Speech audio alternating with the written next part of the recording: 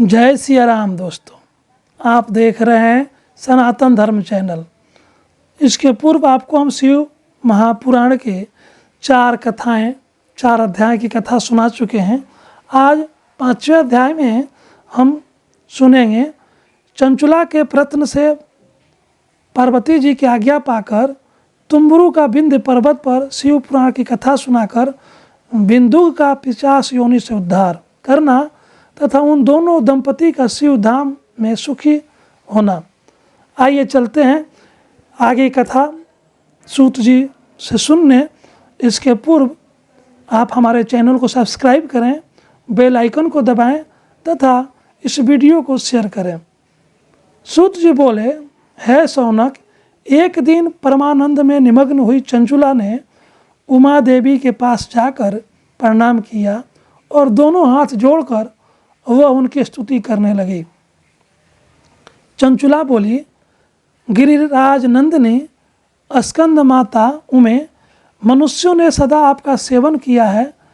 समस्त सुखों को देने वाली शंभु प्रिय, आप ब्रह्म स्वरूपिणी हैं। विष्णु और ब्रह्मा आदि देवताओं द्वारा सेव्य हैं।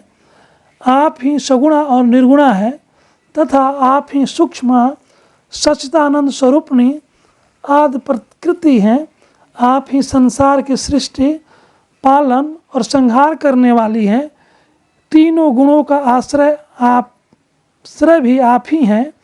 ब्रह्मा, विष्णु और महेश्वर, इन तीनों देवताओं का आवास स्थान तथा उनकी उत्तम प्रतिष्ठा करने वाली पराशक्ति आप ही हैं।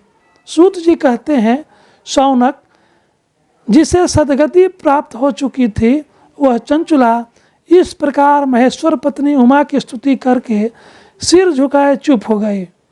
उसके नेत्रों में प्रेम के आंसू उमड़ आए थे। तब करुणा से भरी हुई शंकर प्रिया भक्त वत्सला पार्वती देवी ने चंचुला को संबोधित करके बड़े प्रेम से इस प्रकार कहा। माँ पार्वती बोली, सखी चंचुले सुंदरी, मैं तुम्हारी की हुई उस स्तुति से बहुत प्रसन्न हूँ। बोलो, क्या वर मांगती हो? तुम्हारे लिए मुझे कुछ भी अदेय नहीं है। चंचुला बोली, निष्पाप गिरिराज कुमारी, मेरे पति बिंदु इस समय कहाँ हैं? उनकी कैसी गति हुई है यह मैं नहीं जानती। कल्याणमयी दीनवत्सले, मैं अपने उन पति देव से जिस प्रकार संयुक्त हो सकूं वैसा ही उपाय कीजिए। महेश्वरी, महादेवी, मेरे पति एक शूद्र जातीय वैश्या के प्रति आसक्त थे और पापों में ही डूबे रहते थे। उनकी मृत्यु मुझसे पहले ही हो गई थी। न जाने वे किस गति को प्राप्त हुए। गिरिजा बोली, बेटी, तुम्हारा बिंदु नाम वाला पति बड़ा पापी था। उसका अंतःकरण बड़ा ही दूषित था। वैश्या का उपभोग करने वाला वह महामूढ़ मरने के बाद नरक में पड़ा।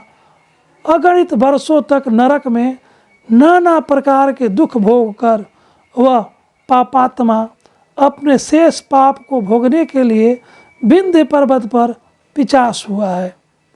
इस समय वह पिशाच अवस्था में ही है और नाना प्रकार के क्लेश उठा रहा है।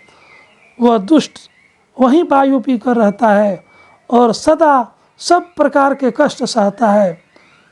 सूत जी कहते हैं, शौनक, गौरी देवी की यह बात सुनकर उत्तम व्रत का पालन करने वाली चंचुला उस समय पति के महान दुख से दुखी हो गई।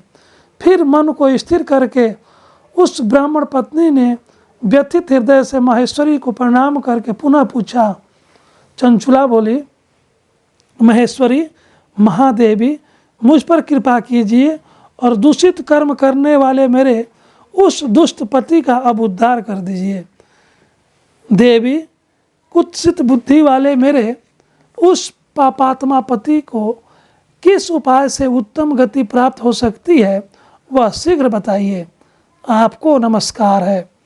पार्वती ने कहा, तुम्हारा पति यदि शिव पुराण की पुण्यमयी उत्तम कथा सुने तो उसकी सारी दुर्गति को पार करके वह उत्तम गति को वह उत्तम गति का भागी हो सकता है। अमृत के समान मधुर अक्षरों से युक्त गौरी देवी का यह वचन आदर पूर्वक सुनकर चंचुला ने हाथ जोड़ मस्तक झुकाकर उन्हें बारंबार प्रणाम किया और अपने पति के समस्त पापों की शुद्धि तथा उत्तम गति की प्राप्ति के लिए पार्वती देवी से यह प्रार्थना की कि मेरे पति को शिव पुराण सुनाने की व्यवस्था होनी चाहिए। उस ब्राह्मण पत्नी के बारंबार प्रार्थना करने पर शिवप्रिया गौरी देवी को बड़ी दया आई।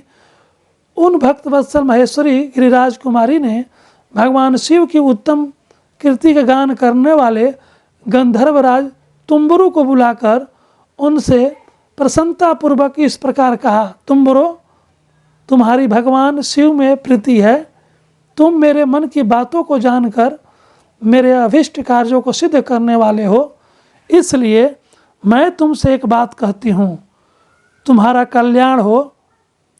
तुम मेरी इस सखी के साथ शीघ्र ही विंध्य पर्वत पर जाओ। वहाँ एक महाघोर और भयंकर पिशाच रहता है। उसका वृत्तांत तुम आरंभ से ही सुनो। मैं तुमसे प्रसन्नतापूर्वक सब कुछ बताती हूँ। पूर्व जन्म में वह पिशाच बिंदुक नामक ब्राह्मण था। मेरी इस सखी चंचुला का पति था, परंतु वह दुष्ट वैश्यागामी हो गया।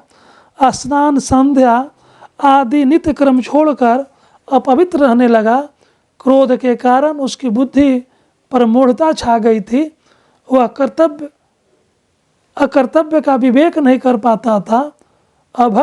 भक्षण, सज्जनों से द्वेष और दूषित वस्तुओं का दान लेना यही उसका स्वाभाविक कर्म बन गया था।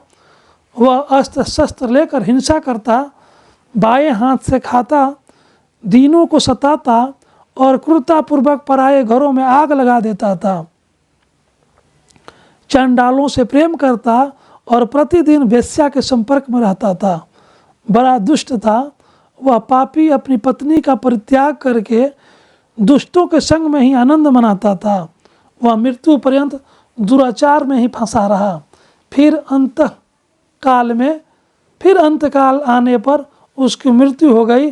वहीं वह पापियों के भोग स्थान घोर यमपुर में गया और वहाँ बहुत से नरकों का उपभोग करके वह दुष्टात्मा जीव इस समय विंध्य पर्वत पर पिशाच बना हुआ है। वहीं वह दुष्ट पिशाच अपने पापों का फल भोग रहा है।